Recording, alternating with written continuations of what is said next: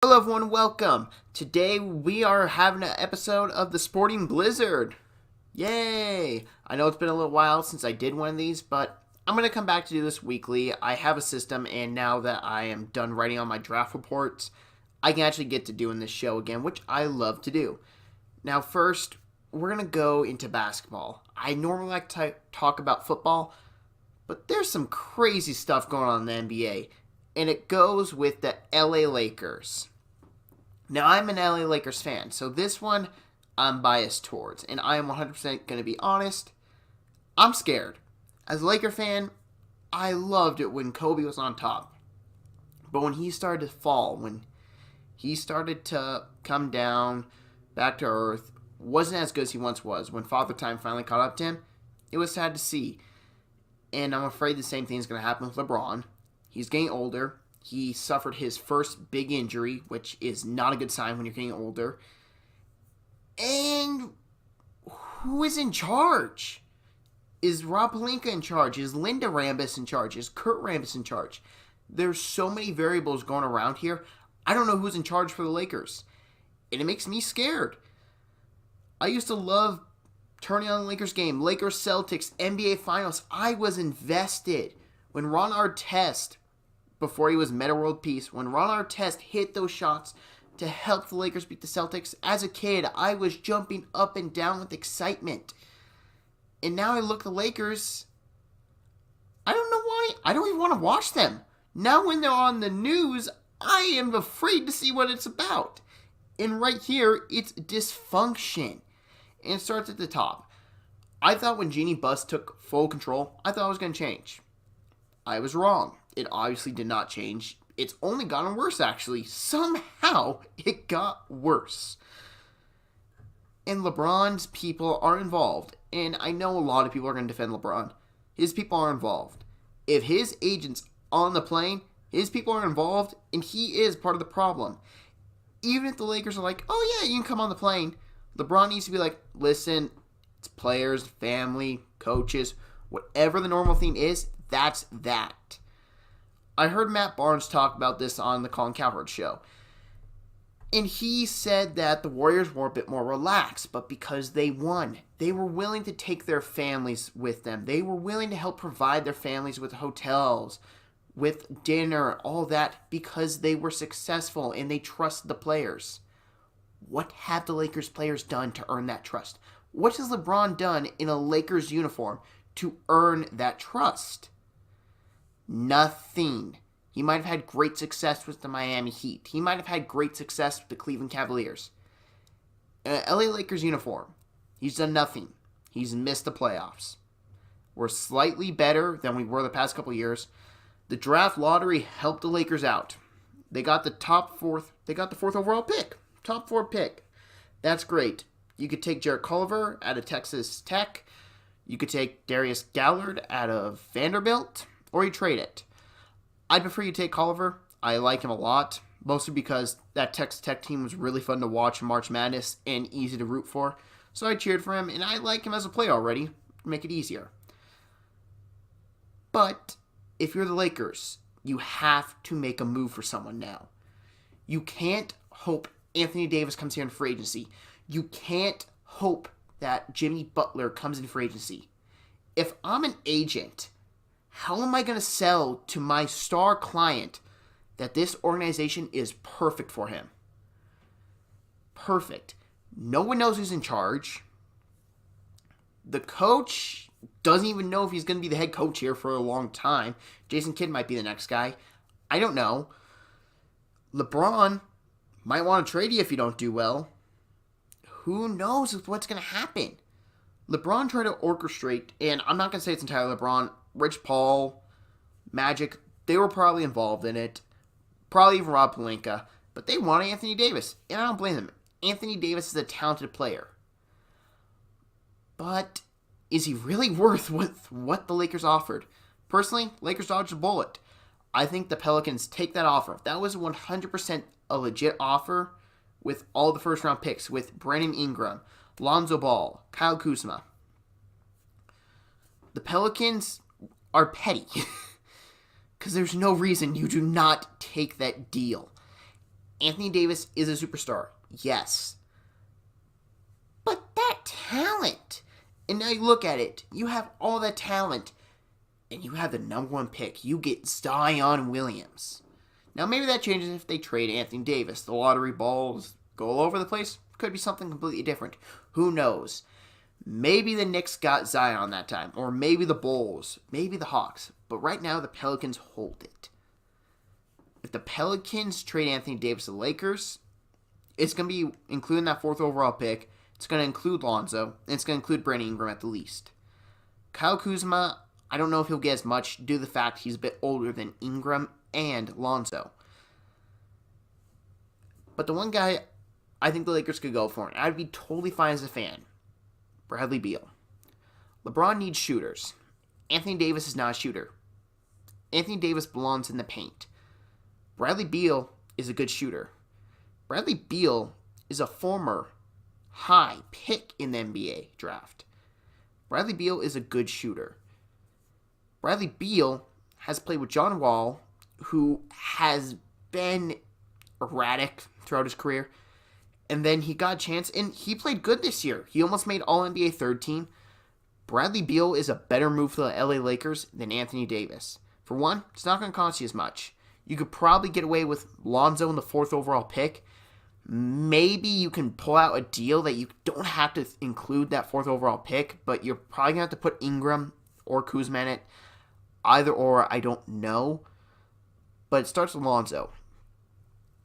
Lonzo will be gone in a deal this summer if the Lakers make a move for a star player. One other thing. Don't trade for Chris Paul. You think it's bad now. You put Chris Paul's contract on the Lakers. You give up whatever you give up. If LeBron gets injured, this team's done for. They're in the cellar of the West. They're in the cellar of the NBA. There is no recovery from that. You are down and out until that contract would be off your books. Lakers, do the right thing this summer. Make the right moves, and don't trade for Chris Paul. Now next, I'm going to talk about the Stanley Cup Finals between the St. Louis Blues and Boston Bruins. Now the Blues currently just tied up 1-1. I'm cheering for the Blues to win, mostly because what a story this would be. At the beginning of January, midway through the season, they're last place in their conference. They've come out of nowhere.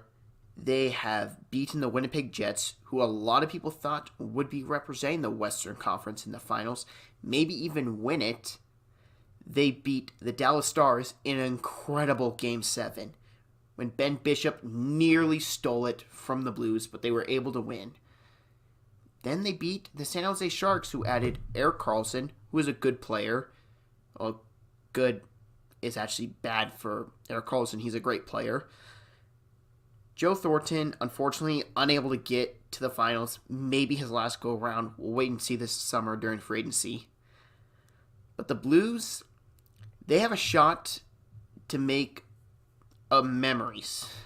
I'm studying for words here because with what they're doing, it's just incredible. This is stuff you see in the movies. The underdogs come back from nothing and they're going to win it. That's what the Blues are. They're a movie underdog. And if they do somehow beat the big, bad Boston Bruins, everyone will remember it. That's something in sports you'll be like, do you remember when the Blues came out of nowhere, came back? They were left for dead in the playoffs. They were left for dead in the regular season.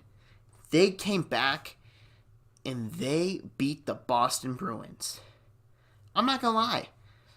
I wanted the Bruins to win both games at home because I thought it would have represented the Blues season even better if they came back. Now, don't get me wrong.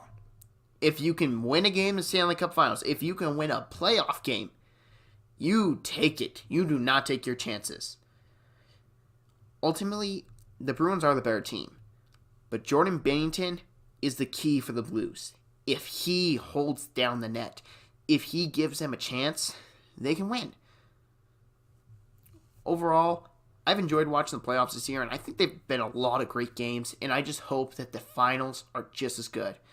I'm hoping that we go down the stretch to Game 7, and I hope the Blues pull it off. So let's talk about football. And I'm going to start off with Gerald McCoy. Gerald McCoy, he is a free agent, and he has gone to the Browns, the Ravens, and I believe next, the Carolina Panthers. Where will he sign? I don't know. But I know where I would like to see him go. I'd like to see him go to the Indianapolis Colts. The Colts really don't have an upfront presence. Gerald McCoy would instantly upgrade that defensive line. It's just instant.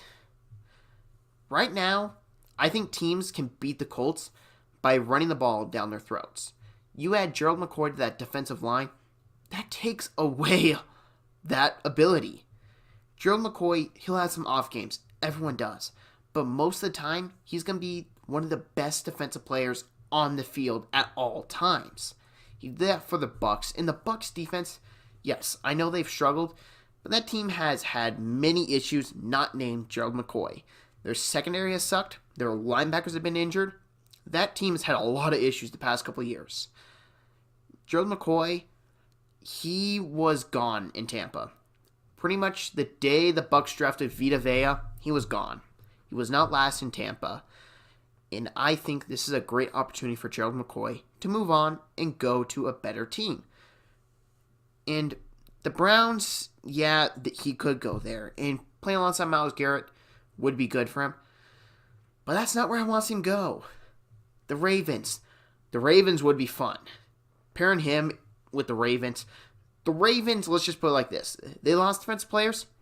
They'll replenish them. The Baltimore Ravens know how to coach defense. Harbaugh knows how to coach defense. I have no worries there. And if McCoy goes there, that will be very fun to watch if you're a Ravens fan. Finally, the Panthers. Panthers always have a good defensive line. Ron Rivera is one of the best defensive coaches in the league, hands down. So he'll know how to coach with him. He'll know how to do everything. And it's going to be boring because it's going to be typical Panthers defense of stop, stop, stop. When you put on the Colts, it's fun. He's part of this underdog group that no one saw coming in last year, and they made the playoffs. Now people expect something from them. The Colts, what they do during free agency? They signed Justin Houston. That's around it. They didn't make a big splash like everyone thought. Now you bring in Gerald McCoy. Probably cheaper than you would have if he was on the market for day one. You bring him in. You sign him. You got a good deal on him. Chris Ballard's happy. The entire Colts fan base is happy. Frank Reich is happy. Everyone in Indianapolis is happy. And that's why I want to see Gerald McCoy go to the Colts. We're going to wrap up today talking about Mark Sessler, all under 25 team for the NFL.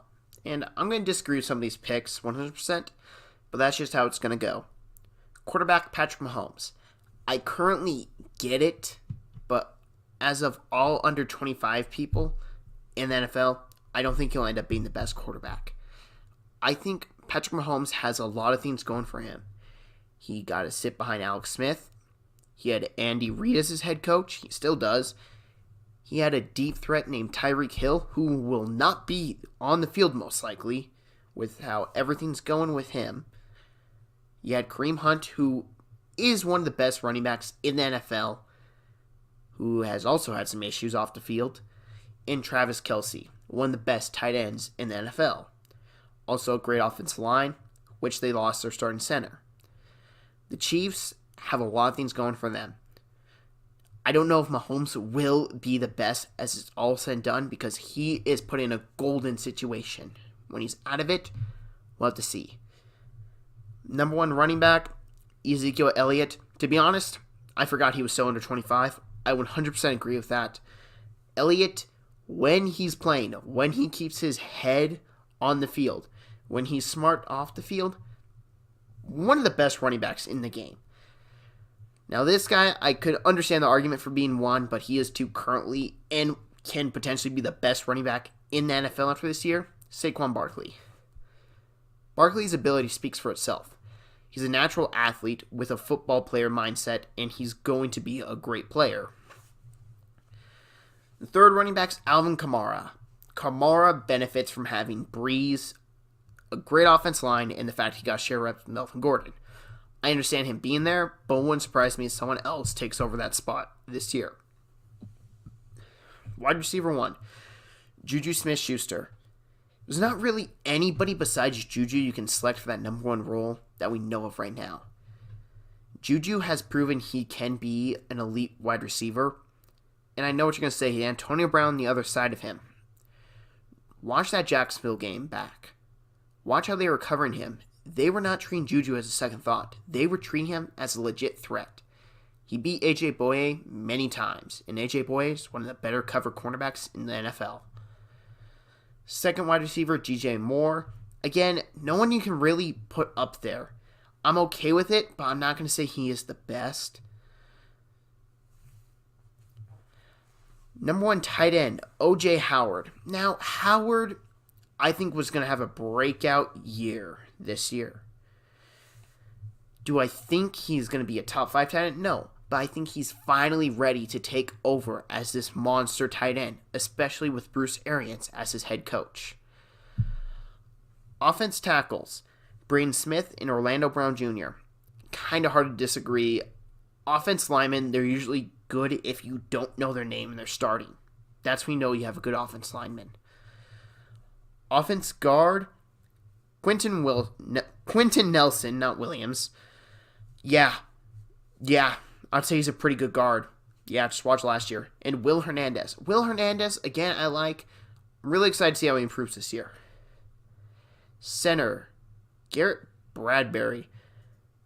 I'm surprised they have a rookie on the list. I can't think of anyone that comes to mind immediately for center, but I don't know if I really like the idea of placing a rookie as the number 1 guy. Edge rusher, Joey Bosa. Yep, not disagreeing. And another edge rusher in Myles Garrett. Again, I can't disagree. Defensive tackle, Jonathan Allen. I love watching Allen play. He was one of my favorite prospects coming out of the draft when he was, and he fell to the Redskins, and the Redskins loved it, I'm sure. Defensive tackle, Kenny Clark. Someone I did not know that much of when he got drafted, but has proved me wrong ever since he's stepped on the football field. Linebacker, Darius Leonard. All-Pro. Yeah, he's one of the better linebackers in the league in general. Guy who a lot of people did not see coming last year, who burst on the scene and had a great year. Very excited to watch him in his second year. Linebacker, Leighton Vander Esch. Someone I was really hoping fell to the Steelers in the draft, but he just didn't. The Cowboys drafted him, and he was booed. Think about that, Cowboys fans. You did not treat him happily. You booed him. Rethink that next time. Linebacker, Deion Jones. Deion Jones is a valuable piece for the Falcons defense, and we saw that last year when he was down. I can't disagree with that. He is probably the Falcons' most important defensive player. Cornerback, Jalen Ramsey. I would like Jalen Ramsey a lot more if he would learn to shut his mouth, but unfortunately that's a trait he does not know, which usually you see in the star cornerbacks. He is a great talent, and I do think he will be traded by week 1. Cornerback, Marshawn Lattimore. Marshawn Lattimore, he really didn't do much last year, but his rookie year was phenomenal. Safety, Jamal Adams. One of the better safeties in the league, in my opinion, just how he's already played. Safety, Derwin James. Love Derwin James. I have him currently picked to be on my All-Pro team next year, but he's not really a safety. The position he plays is just Derwin James. He lines up wherever, and he's going to play that position wherever he's lined up at a high level and an All-Pro level, in my opinion. Special teamers, Harrison Buckner. Yeah, I'll allow it. And punter, Michael Dixon. I always forget they allow punters on All-Pro teams. Good for Michael Dixon. And the return man, Desmond Keene. Now, who do I disagree with? I understand the cornerbacks. I understand Jalen Ramsey. I understand Marshawn Lattimore. But a guy who deserves mention is Shaquille Griffin. Griffin has taken over that one role in Seattle's defense. He took over the side that Richard Sherman had. and he did well last year. I'm excited to see how he progresses this year, and I think he'll have a great year this year. Someone to definitely watch out in Seattle. Other than that, I'm really having some issues thinking off the top of my head of anybody else. I mean, running backs, they're hard to argue. You can always put someone else there, but Alvin Kamara has produced. It'll just be interesting to see if he can still produce without sharing the backfield with Ingram instead of Latavius Murray this year. And of course, you can say receiver. Amari Cooper would have been the guy there, but he's just about turning 25. I think he turns 25 in June. So there's so many different things. Really, I wouldn't be surprised if a receiver from this year's draft class takes over that 2 spot next year. The 2 to 3 guys I would keep in mind: A.J. Brown, J.J. Arcega-Whiteside, and D.K. Metcalf. Now, I know D.K. is a questionable one. Both Russell Wilson throwing the deep ball, he'll have a very good rookie year. But that's going to wrap it up for today. I hope you all enjoyed, and come back next Thursday as I drop another Sporting Blizzard podcast. Peace.